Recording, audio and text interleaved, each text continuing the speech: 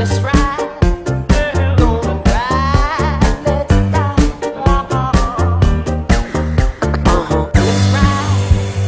Gonna ride. Donc, je m'appelle Oussama Ammar, je suis né au Liban il y a 30 ans maintenant.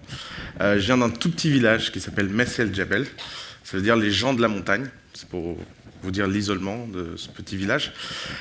Alors, c'est un endroit, je ne vous conseille pas d'y aller, il n'y a pas grand-chose à voir, à part un bout de caillou, mais moi j'en ai tiré une histoire extraordinaire, parce que ma mère m'a eu d'un deuxième mariage. Alors déjà, deuxième mariage dans un sud du Liban contrôlé par le Hezbollah, c'est un concept un peu bizarre. Et puis, elle m'a eu assez tard, en fait, comme un accident. C'est comme ça qu'on appelle ces naissances, puisque je suis arrivé 22 ans après mon frère aîné et 12 ans après ma sœur, qui est la plus proche de moi. Et alors, j'ai eu cette chance extraordinaire de vivre dans cette très grande famille de 7 enfants, avec les deux avantages, être dans une famille nombreuse, être le dernier et être enfant seul. Puisqu'en fait, c'est un peu comme être un enfant unique, vous arrivez quand tout le monde a quitté la maison et tout le monde est en train de partir, et puis vous avez quand même à Noël, aux anniversaires, etc., les avantages d'être dans une famille nombreuse. Et puis, ma famille est partie très vite en Afrique, ça a été le premier périple de ma vie. Alors, j'ai un souvenir assez vague de la période africaine. Je suis resté en Afrique à Kinshasa, j'ai grandi à Kinshasa jusqu'à l'âge de 7-8 ans. Et à Kinshasa, j'ai un seul souvenir, c'est le souvenir de notre départ de Kinshasa. Un jour, ma mère me réveille à 4 heures du matin et me dit « Viens, on va en vacances en France ». Alors moi, je me dis, 4 heures du matin, quand même, partir en vacances, pourquoi? Et en fait, cette histoire symbolise la façon dont ma famille vit, c'est-à-dire dans la fiction. En fait, il y a une révolution dehors, tout est en train de cramer et ils ont peur pour leur vie. Mais ils réveillent les enfants en leur disant, on part en vacances. Et en fait, toute ma vie, ça a été ça. Par exemple, ma mère nous racontait des histoires toutes les plus improbables les unes et les autres sur nos origines, sur qui on était. Évidemment, en tant que Libanais, nous ne sommes pas arabes, nous sommes phéniciens, car figurez-vous que les Français n'aiment pas les Arabes. Rappelle ça à l'école. Ce genre de phrase, c'est mon enfance. Et puis, c'est aussi des fictions où, des fois, la culture française que je découvre à l'âge de 8 ans, en débarquant à Tours. Alors, deuxième endroit de mon enfance, après le Liban, Tours, dont on fait assez vite le tour, en fait. La plupart des gens font demi-tour. Et à Tours, j'ai découvert quelque chose d'incroyable, c'est que j'ai grandi dans ce qu'on appelle une ZEP.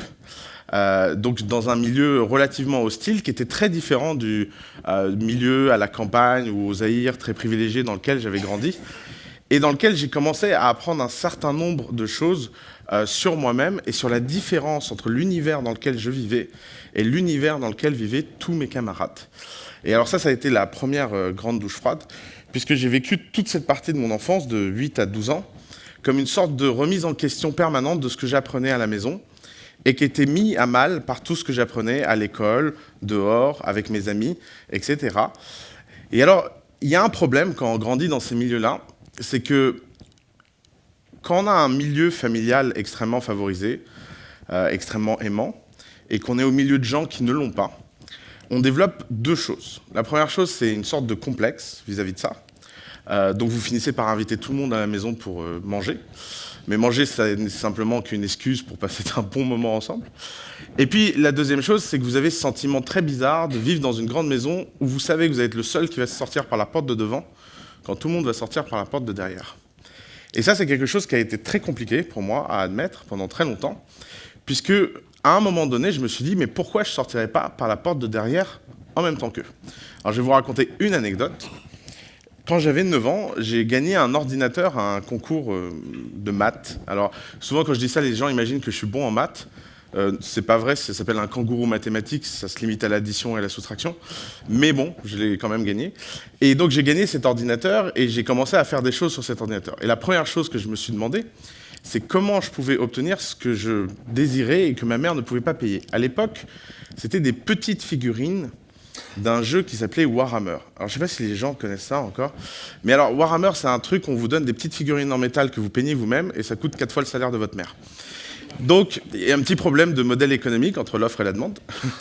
Et je me suis dit, si j'ai pas les moyens d'acheter ces Warhammer, et ben je vais faire comme tous les gens autour de moi, je vais sortir par la porte de derrière, et puis je vais les acquérir. Alors, la porte de derrière dans mon quartier, ça voulait dire aller casser la vitrine, piquer les Warhammer. Ça, j'avoue, j'avais pas le courage.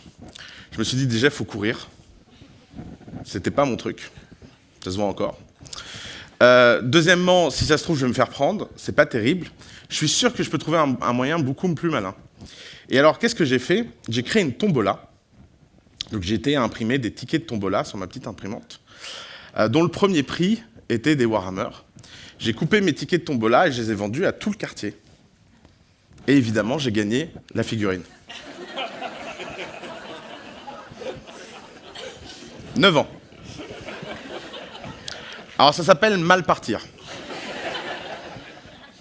Donc, je vais acheter mes Warhammer, je rentre chez moi, je déballe tous mes cartons. Alors en plus, la tombola, 700 francs, gros succès. Je peux vous dire que c'est pas un Warhammer que j'ai acheté, c'est l'armée entière. Et donc je commence à peindre, etc. Ma mère rentre, voit ces trucs dont je lui casse la tête depuis 1 an avec. Et donc évidemment, réaction très rationnelle de ma mère libanaise, m'attrape par les cheveux et me dit « Quelle drogue t'as vendue ?» Alors, je lui dis « Non, j'ai vendu aucune drogue. » Et donc 1 heure après, une fois que je l'ai calmé, je lui explique très fièrement ce que j'ai fait. Et alors là, je vous dis pas ce qui se passe. Explosion atomique dans la maison. Je pense qu'il y a encore des radiations dans l'appartement. On emballe tous les trucs dans un sac, on va à la boutique, on hurle dans la boutique pour se faire rembourser. On finit par obtenir le remboursement du type qui est en train de trembler devant ma mère. On prend les Warhammer, l'argent, et on va dans chaque maison où j'ai vendu un ticket de tombola, rembourser la personne avec ma mère derrière qui pleure et qui dit « Mon fils est un voleur, mon fils est un voleur ». Ah bah, je suis reparti dans la porte de devant. Plus jamais. Et alors, j'ai tiré une leçon de cette histoire. C'est que j'ai compris que la ligne entre l'honnêteté et la malhonnêteté, elle était très fragile, et surtout quand on avait des facilités intellectuelles. Surtout quand on avait des facilités intellectuelles, parce qu'on pouvait toujours voir le monde à son avantage. On pouvait toujours distordre la réalité morale dans son sens. Et le plus beau cadeau que j'ai eu dans mon éducation, finalement, c'est pas tant d'avoir été libanais, d'être dans un milieu où tout le monde parle plusieurs langues, d'être dans ce milieu riche, généreux, où on passe sa vie à manger. Non, le plus beau cadeau que j'ai eu de ma mère, c'est cette ligne morale extraordinaire, qui est que même si elle est née pauvre, et même si elle a grandi pauvre, et même si elle souhaitait toute la réussite du monde pour ses enfants, elle ne voulait jamais que ses enfants transgressent la ligne la plus importante, qui était la ligne éthique. Et alors, la leçon que j'en ai tirée, finalement, c'était qu'il y a des règles importantes et il y a des règles qui ne le sont pas. Et je pense que ça, c'est la deuxième grande leçon que je vais tirer de ma vie et qui explique en grande partie ce que je fais aujourd'hui. C'est que cette ligne éthique m'a permis d'être beaucoup plus à l'aise avec la différence entre éthique et légal. Il y a quelque chose que je trouve très gênant dans notre monde contemporain, cette obsession de la légalité de tous les acteurs économiques. Beaucoup d'acteurs économiques vous expliquent que s'ils font quelque chose de légal, alors c'est quelque chose de tout à fait légitime. Et que l'éthique, finalement, n'a pas réellement sa place dans l'entreprise, puisque l'éthique n'est pas là pour être définie par les agents économiques, elle est là pour être définie par l'État. Mais le problème, c'est que la loi n'a pas le monopole de l'éthique. Et ça fonctionne dans les deux sens. Dans un sens, vous pouvez faire quelque chose de absolument pas éthique, mais parfaitement légal, parce que le monde est mal foutu. Et puis, vous pouvez aussi faire quelque chose de parfaitement éthique, mais complètement illégal. Prenons l'exemple d'une société que je supporte qui s'appelle Hitch. Qui connaît Hitch ici? Ok. Alors, pour ceux qui ne connaissent pas Hitch, Hitch est une société qui aide les jeunes gens bourrés à rentrer le vendredi soir de boîte. C'est ouvert entre 20h et 8h le matin, tous les soirs. 80% des trajets sont faits entre Paris et la banlieue. Et c'est une activité profondément illégale qui envoie les deux fondateurs en correctionnel, puisqu'ils vont devoir répondre du crime abject de concurrence illégale avec les taxis. Alors, entendons-nous bien sur la qualification juridique du terme. D'abord, concurrence déloyale envers un taxi. Par définition, toute concurrence envers un taxi est déloyale, puisque ça fait très longtemps que les taxis ne savent même plus ce qu'est un client. Deuxièmement, est-ce que l'État et la loi a la moindre légitimité pour faire prendre des risques à des jeunes qui rentrent de soirée. C'était quoi le monde avant Hitch? C'était un monde dans lequel seuls les taxis avaient le droit de rouler légalement, effectivement. Et du point de vue de la loi, Hitch n'est pas légal aujourd'hui. Mais par contre, ce qui est sûr, c'est que d'un point de vue de l'éthique, Hitch sauve des milliers de vies. Et je pense que cette ligne de conduite, qui repose sur cette anecdote d'enfance et qui a été une ligne de conduite jusqu'à présent, explique l'éthos dans lequel ma génération est par rapport aux opportunités qu'elle a à construire par rapport aux générations précédentes. Et je pense que les générations précédentes ont construit un cadre réglementaire pas très optimal, qui fait la place à beaucoup d'intérêts particuliers et laisse peu de place à la créativité, à la liberté, à l'expression du changement. Et que j'appartiens à cette première forme de génération qui n'en a plus rien à faire. Et qu'on n'a plus rien à faire pour une raison très simple, c'est que finalement, aujourd'hui, on est dans une génération où on peut ne pas avoir été à l'école ou avoir été à l'école. On peut être très diplômé ou pas diplômé, et pourtant tendre vers les mêmes niveaux de savoir. Et ça, c'est la beauté de l'Internet. L'Internet a rendu accessible et a commoditisé le savoir, a mis les gens dans une concurrence quasi parfaite par rapport aux opportunités, parce qu'aujourd'hui, la distance entre le fait de faire quelque chose, le fait de vouloir quelque chose, et le fait d'obtenir quelque chose se raccourcit d'année en année. Ça ne veut pas dire que les inégalités disparaissent. Malheureusement, les inégalités sont de plus en plus énormes, puisque la distance entre ceux qui peuvent et ceux qui veulent, et ceux qui ne comprennent pas qu'ils peuvent, est de plus en plus grande. Mais cette distance, elle ne repose plus sur quelque chose d'objectif, mais sur quelque chose de profondément subjectif, qui sont les limites qu'on se met dans sa tête. Et alors la grande chance que j'ai eue de voyager à travers le monde, de vivre dans plusieurs pays, de parler plusieurs langues, c'est que forcément, dans la tête, ça fait sauter un certain nombre de barrières. Forcément, on a cette culture en France extrêmement insulaire, qui est très surprenante d'ailleurs pour quelqu'un qui vient de l'extérieur, et qui repose sur ce repli et cette peur et cette sensation qu'on a tous en ce moment dans nos sociétés, et qui concerne même les plus grandes démocraties. Hein, si ça se trouve, demain le monde est fini, donc pour les États-Unis. Donc tout ça répond en fait à un phénomène très simple à comprendre, qui est que l'Internet a mis le bon et le mauvais, l'intelligent et l'inintelligible à égalité. Ça ne veut pas dire que c'est une mauvaise nouvelle, puisque, après tout, si le sens dans lequel le monde ne va pas nous plaît pas, eh ben on peut se battre, on peut le déformer, on peut le reconstruire. Mais on ne peut pas imaginer que tout ça s'arrêtera pour un âge d'or qui n'a jamais existé. Et je pense que cette passion qu'on a du passé, quand on a été immigré et réfugié et tout ce que vous voulez, et qu'on porte en soi l'ADN du voyage, on arrive très très peu à comprendre cette nostalgie, puisque les gens qui viennent de Mess El Jabel, en général, ils ne sont pas très nostalgiques de Mess El Jabel. Ils sont très contents de vivre ailleurs.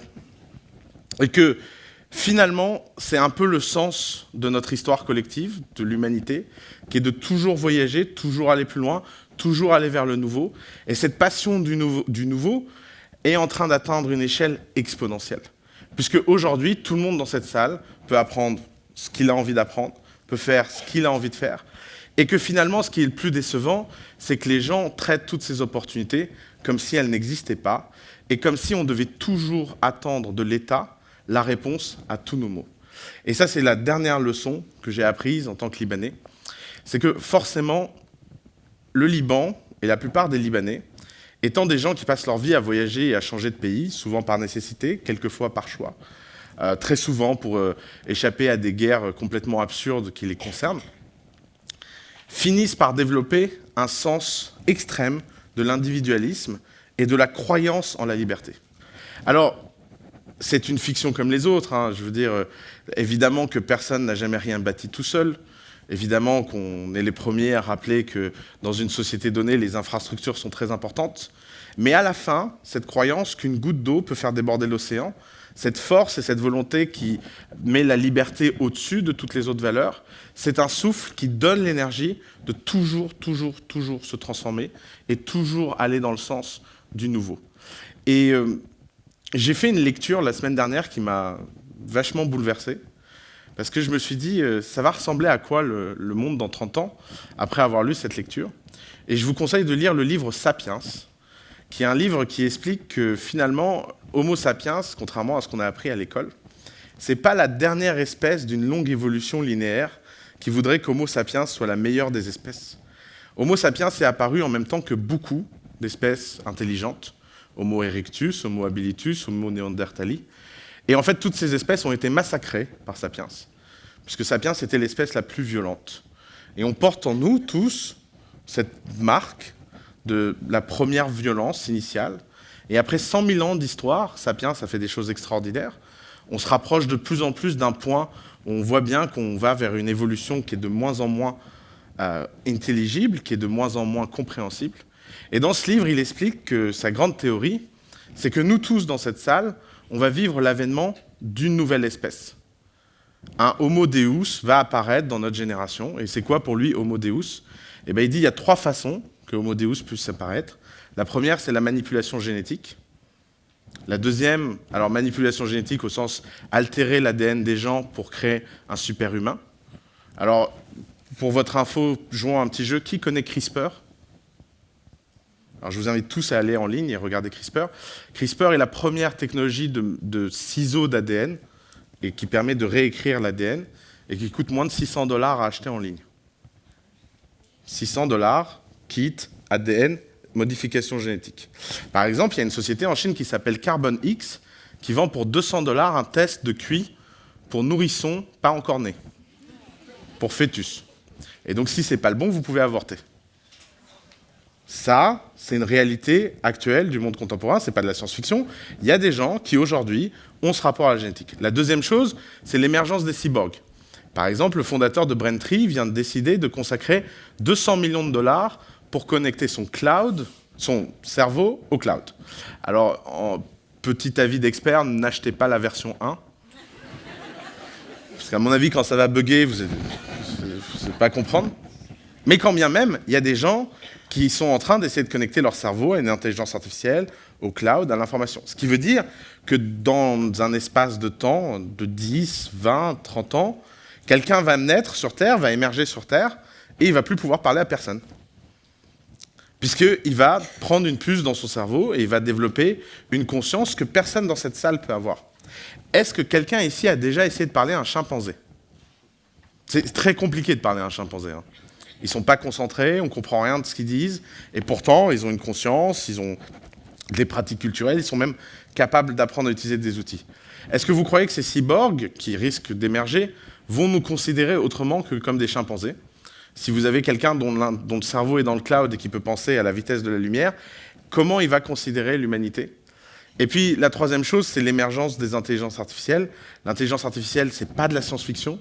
Moi, au quotidien, je vois ça dans des métiers incroyables. Je vois des gens qui remplacent les comptables avec de l'intelligence artificielle. Bon, ça, c'est plutôt une bonne nouvelle. Je vois des gens qui remplacent qui tentent de remplacer les agences de com par de l'intelligence artificielle. Ça, c'est un peu moins une bonne nouvelle pour vous.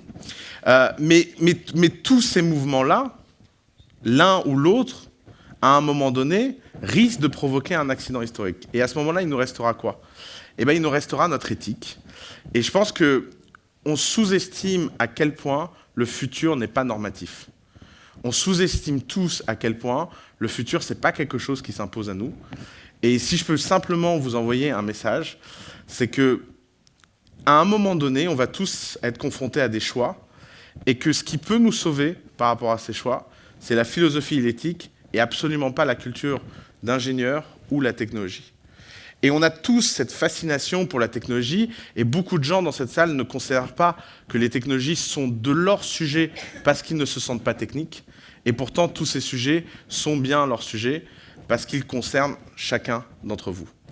Et à titre personnel, j'ai fait des choix. Je dirige une société d'investissement qui crée ces produits-là.